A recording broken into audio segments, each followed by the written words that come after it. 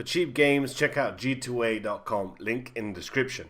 So we're back in northwest Russia, trying to get some loot out from Tarkov before I get shot in the back by somebody trying to steal my loot. Now, there's a couple of things I want to talk to you about today. One of them being the strategy sort of behind it, and then we'll talk about customization and how crazy and insane the amount of stuff that you can put on your weapons. Now, for me, it's always been like get in sort of naked with nothing on but your knife, get as much as you can, put a couple of things in your inventory, nothing really too fancy, get in as much as you can, and then get out.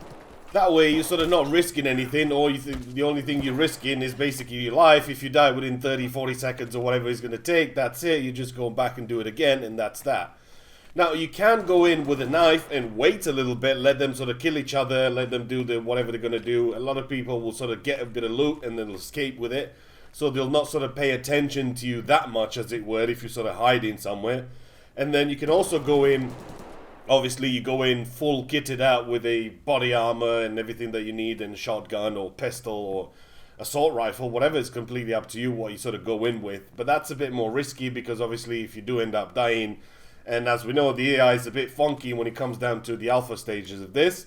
It is a bit funky, so they can't sort of shoot you around corners and through walls and you'll not see them and things like that. So it's kind of a risky move to go in all kitted out just because there's a few sort of issues here and there that they still need sorting. But overall, I mean, it'll give you the better advantage over everybody else. You know, most players will go in at best with a sort of pistol. I've not really seen anybody. I think I've seen one guy that's gone really kitted out with sort of everything that you can possibly think of.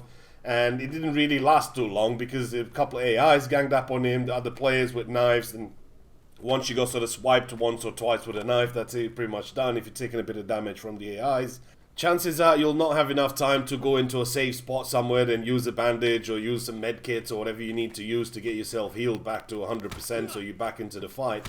And what I found that as soon as sort of people hear shots, they're just rushing in. I mean, at best you're going to lose a knife, and then that's it. You don't actually lose the knife, but you're just going to go in, and then hopefully whatever was shooting at something, it could be a player, it could be an AI, they would have sort of shot each other a couple of times, so chances are that you might actually get something from it. So that's kind of why going in fully kitted out is not really one of the best options. It is going to give you a huge advantage, but again, you've got quite a lot to risk for. I mean, one of the things that you'll start sort of prioritizing once you sort of get in game and things like that, what you pick up and what you don't. A lot of the times I'll never pick up sort of bigger bags, I'll never pick up body armor, I'll never pick up AKs and things like that, just because your inventory is sort of limited. You can only carry so much in your inventory, and at this stage, even though it's an alpha game, it's an alpha state game, some of the things do get wiped from time to time. I mean, one of the best things that they've done in the latest update, which was an update a couple of days ago,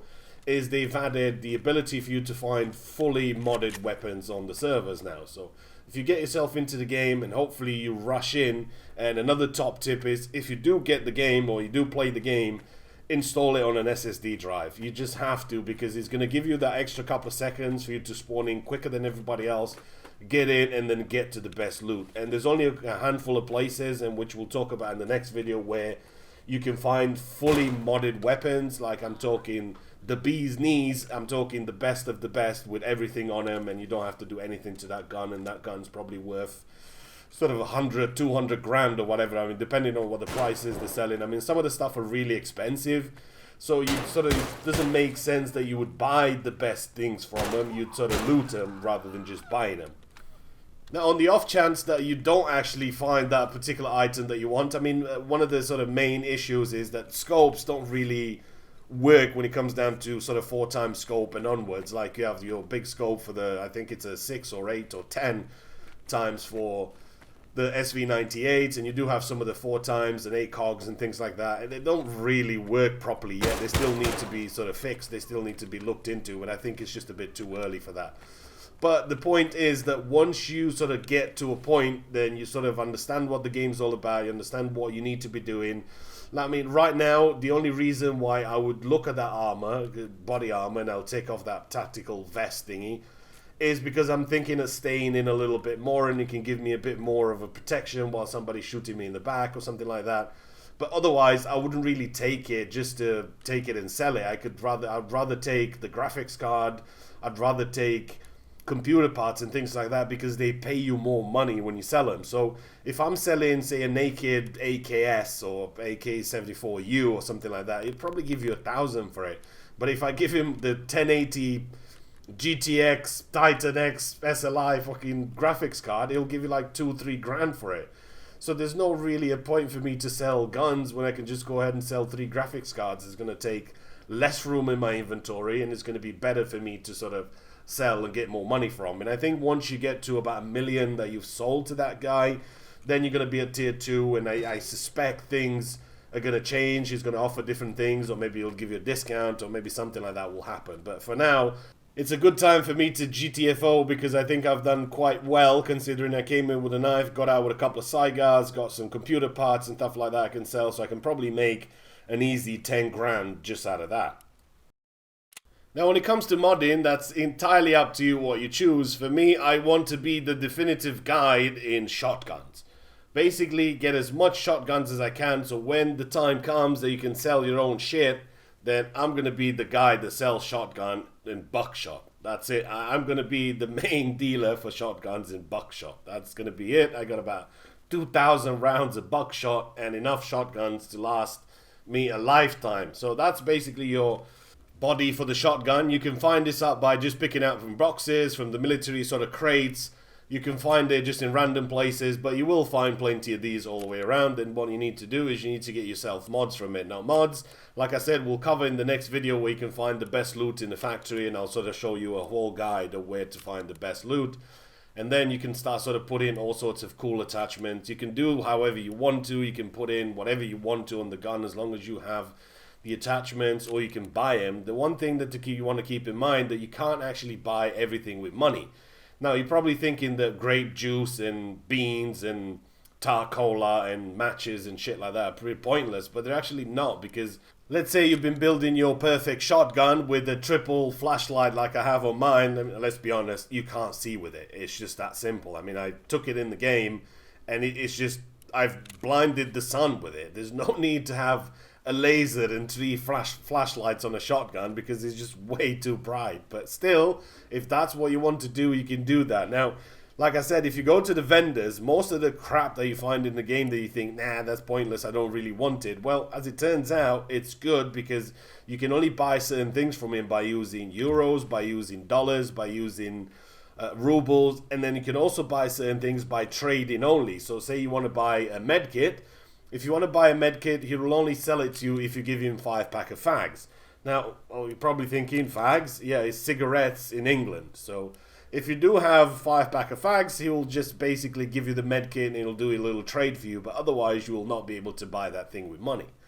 So the amount of stuff, I mean, these are some of the things I found in the game. Some of the things I've modded myself just to get to a full sort of standard where you can really have on your AK, on AKSU or AK-74 or whatever. And there was going to be more guns for me to go into, but mainly, like I said, I'm going to be focusing on the shotguns because the vendor section of the game right now, because it's in the alpha stages, it only works for sort of the AI, so the AI can sort of buy and sell things from you. But eventually there's going to be 2 other sections out there. One's going to be flea market and the other one's going to be called market.